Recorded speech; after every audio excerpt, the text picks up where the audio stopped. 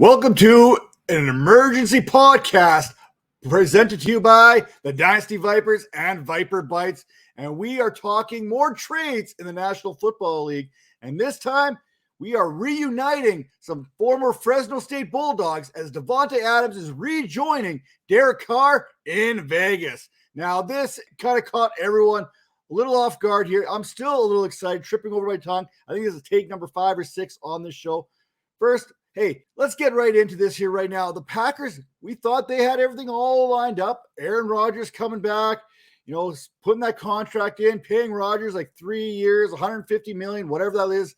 Insane money for the quarterback position, regardless of how you want to look at it. But hey, that is where we are going. And then they went off and they franchise tagged Devante Adams, which obviously did not sit well with arguably the best wide receiver in the game today. Yes, you could talk about Cooper Kupp and what he did last year, and you could talk about the emergence of players such as Justin Jefferson and Jamar Chase. Don't worry, they will secure that bag here in no time. Give them take a couple of years. But Devante Adams, he's been doing this consistently for a few years now, and it probably didn't help when he saw Christian Kirk get paid here in the free agency, thanks to the Jacksonville Jaguars anteing up some big-time coin to bring a wide receiver to him, paying him top 5 type wide receiver money. Now, the Raiders, they have been quiet the last few days, where it kind of made you feel uncomfortable, where you kind of felt that they were doing something, and then they went off and made a bit of a splash here, grabbing themselves Chandler Jones out of the free agency pool. Then they turned around and traded Yannick Ngakoue to the Indianapolis Colts, bringing in Rock Ya-Sin into their lineup, kind of addressing both the edge position and the cornerback position, which we know they had needs at, but it didn't quite address what they were going to do with the wide receiver position. Many of us felt, hey, you know what? This is something they can address in the first or second round of the National Football League draft in Vegas. But hey, they don't want to wait. They wanted to make their splash before the draft here in a couple weeks. And boy, did they ever. Now, when we look at what they did, they were moving money around. Corey Littleton designated June 1st on that release. So all this money that we thought they were freeing up for extensions, well, you know what? They did free it up for an extension. That Devante Adams extension, he is getting 5 years, $142.5 million. I don't know what the AAV on that is going to be, but when I do the math real quick, that's like $28.5 million per year. No matter how you slice it, Adams will be the highest paid wide receiver in the National Football League, and it's hard to argue against that. Now, what did the Raiders give up to get Devante Adams? Well, it wasn't as much as maybe I would have thought. A first-round pick this year, 22nd overall, and then a second-round pick this year, 53rd overall. That's it. Now, if on the Packers, I am seriously drafting at least 2 wide in the house. It's Amari Rodgers and Allen Lazard at this point. Now, and Randall Cobb, no disrespect, there are some free agent wide receivers still available right now. Maybe that's something. Maybe Odell Beckham Jr. is an option there. We don't know. Rumor is that Aaron Rodgers was aware of trade talks surrounding Devante Adams in the recent days before this actually went down, and it appeared that it was kind of dead back on Wednesday, but things picked up on Thursday, and here we are.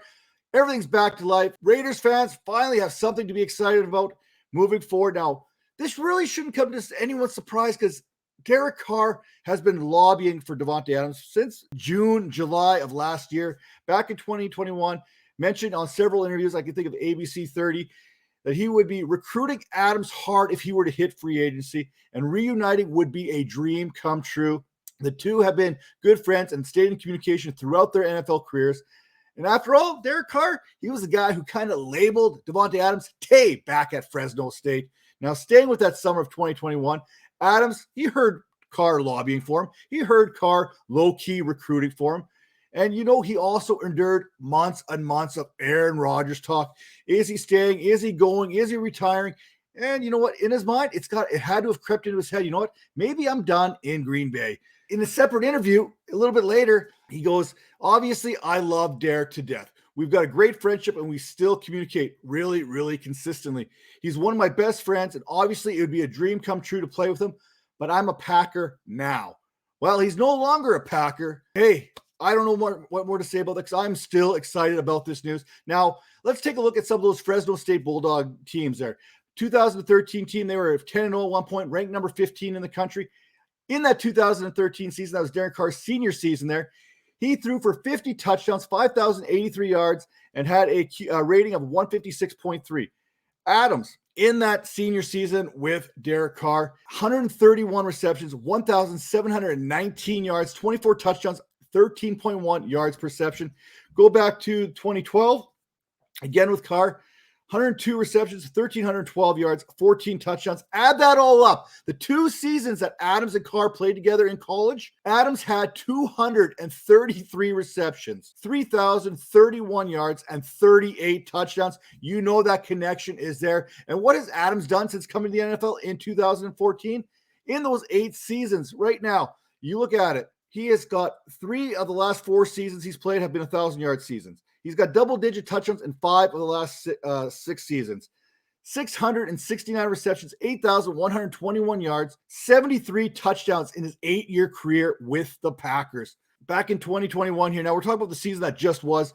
Derek Carr last season, 5th in passing yards, 4,804. Trailed both Mahomes and Herbert in that category. And that's important because of how this AFC West is starting to shape up right now. He ranked 2nd in completions of more than 20 yards with 67, trailing only Tom Brady. But he struggled getting the ball in the end zone. 23 touchdowns to 14 interceptions. Adams will be joining Hunter Renfrow, Darren Waller, Josh Jacobs, and this revamped Raiders offense. Both Renfrow and Waller will be probably looking to get their extensions here in the offseason as well. And again, I will mention that Corey Littleton was designated for the release June 1st. Carr said he would take less money if Raiders were going to make some moves. We shall see because the Raiders are making some moves. Now, with Waller hurt for the most part last season, he played in 11 games, 55 catches, 665 yards, 2 touchdowns. Renfrow saw 128 targets, 103 receptions, 1,038 yards, and 9 touchdowns. Now, I don't think Renfrow is going to quite get that, but I definitely think a 1,000-yard season is still in the play for Renfrow. And I think, hey, Darren Waller, he's going to be right there as well. We've seen what Dak Prescott had done with the Cowboys a few years back with the weapons he had. He did it with Amari Cooper and Randall Cobb and Michael Gallup, and then there was CeeDee Lamb and Cooper and Gallup in there. So we know it is possible to have 3 1,000-yard receivers. I don't know if they get there, but the potential for the Raiders to do so is certainly there. Now, last time Carr had this kind of weaponry, he had 2 1,000-yard receivers. You have to go back to about 2016, give or take, when he had both Michael Gallup and Amari Cooper. And that year, he was in the MVP consideration there. He had 6 MVP votes when it was all said and done. He threw for 3,937 yards, 28 touchdowns to 6 interceptions before breaking his leg right before the playoffs. Another absolute backbreaker for the Raiders organization. And in 2015, with those same wide receivers, he had 3,987 yards, 32 touchdowns, and 13 interceptions. It is amazing what Carr can do when given some talent to work with. 2 1,000-yard receivers in Crabtree and Cooper. Now he's got Renfrow, Waller, and Adams. The sky is the limit for Derek Carr and the potential that he has moving into 2022. Now the AFC is getting wilder. The AFC West is getting wilder each and every passing day. Free agency hasn't even come to a conclusion. Buckle up. I don't think we're done yet because every reaction has an opposite and equal reaction, and that is exactly what has been going down in the AFC West so far this season. Hey, stay with us because you know what? We've got more breaking news. I'm guaranteeing more trades coming down the line. Things are not what they seem. And if things are too quiet, it's like having your kids. If your kids are too quiet, they're up to something. So pay attention to these NFL teams. If they're being too quiet, there's probably something kind of deal in the works. So stay tuned. And when it breaks, we'll make sure we break it down for you. So we'll see you next time. Take care.